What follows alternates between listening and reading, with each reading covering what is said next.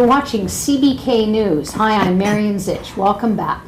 We're talking about healthcare today, specifically the health of the nation's nurses. The Registered Nurses Association of Ontario has put out a report that says nurses are tired on the job.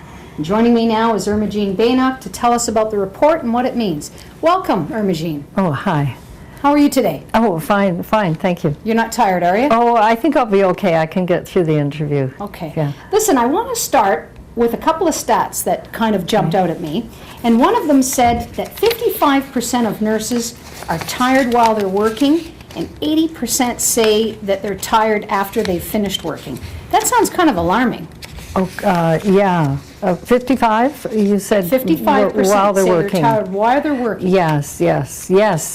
That's actually something that struck us too, yes. So, I mean, what does that mean? What does that say about our healthcare system, given that nurses are so much a part of it?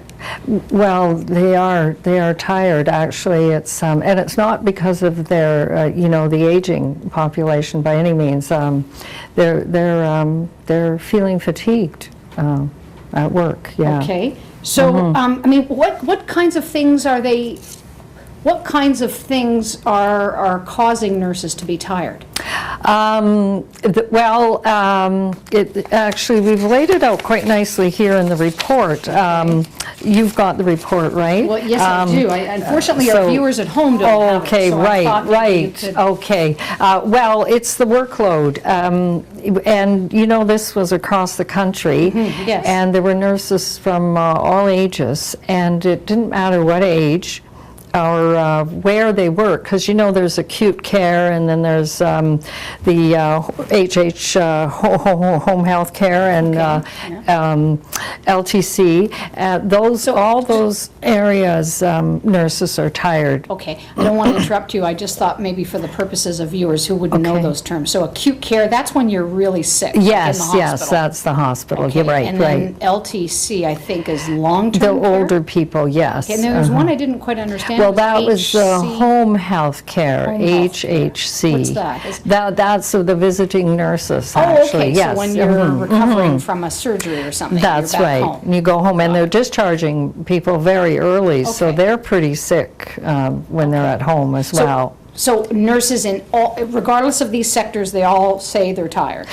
Right, that's actually right. That's what Okay. the study said, yeah. So, I guess my question would be, and most people would ask, what does this mean for patients? Is everything okay? Well, nurses are giving the best care they can, and we wanted to raise everybody's awareness about this. So, but patients don't need to worry. They'll be fine. Yeah, Okay. yeah, they'll be fine. There's enough. How do you know that? Well, nurses said that actually the patients would be okay. They said that they weren't making the errors, not yet, but they Not might yet. be if we don't do something. That's actually why we've done this report. So do you have some suggestions on how to, fix this, or at least help nurses get less tired? Well, that's actually covered. I'll just give me a second here. Sure. The viewers. I'm just looking at the report. We had suggestions from. I think it's 3 levels. Okay. Like the big system, the whole healthcare system. We need more funding. Okay. There needs to be more funding so that Hire nurses, I guess, right? yes, exactly, because there's not enough nurses, because they say the workload is too heavy. Okay. Then also what we want at the system level is that there be maybe, because the nursing workforce is aging, and that there maybe be different ways that nurses can work so that they have some time for professional development, for doing other kinds of work that might not be so taxing. Okay. And also, you know, there's a big movement in Canada and around, you know, North America about safety, patient safety. Yeah, yeah. But they don't connect it with fatigue. So what we're saying is that at the system level, you know, Yeah. that we need to actually make sure that patient safety incorporates fatigue. So those are the system things.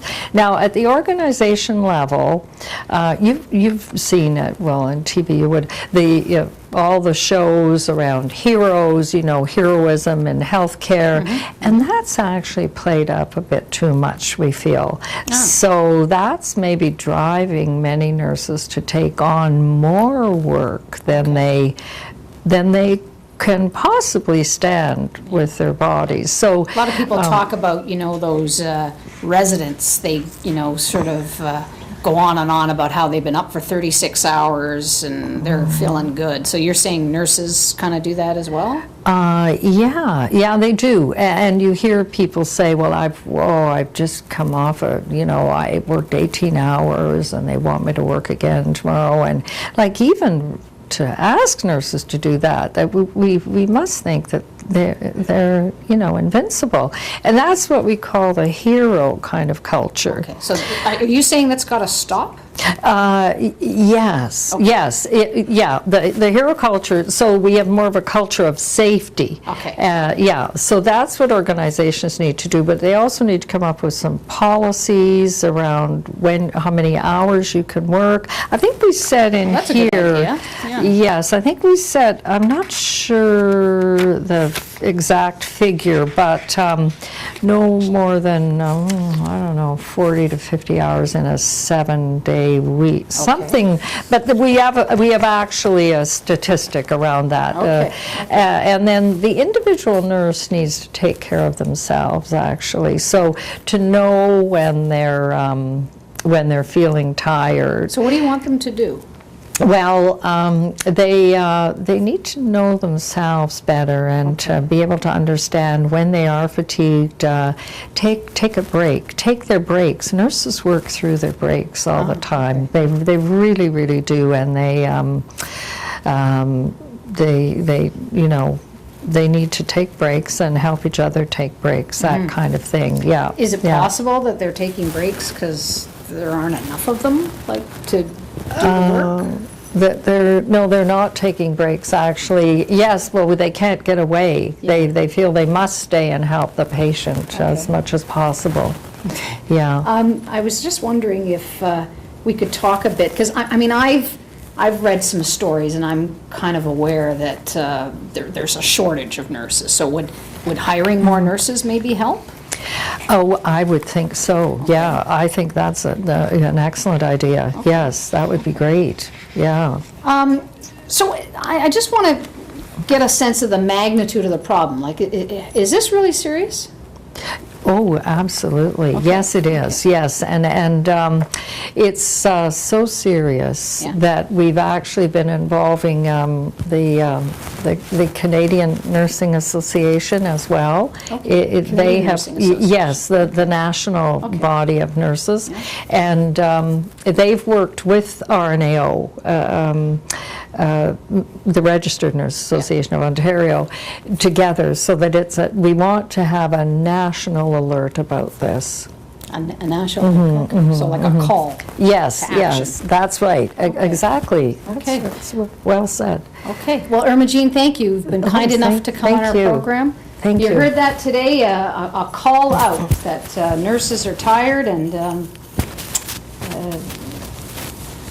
you heard it from Irma Jean. Nurses are tired, and we need to hire more nurses, and they need to be a bit more, not responsible, I guess, is not, maybe Well, just take be care of mindful. themselves, Take care of yes. Be themselves. aware of the fatigue levels and the impact of that. Okay, so nurses have got to look out for nurses And look out for And patients. for patients, Exactly, yes, we yeah. need to talk about patients. Okay. Thank you, Hermione. Thank you, thank you. Okay, we'll have more back after the break.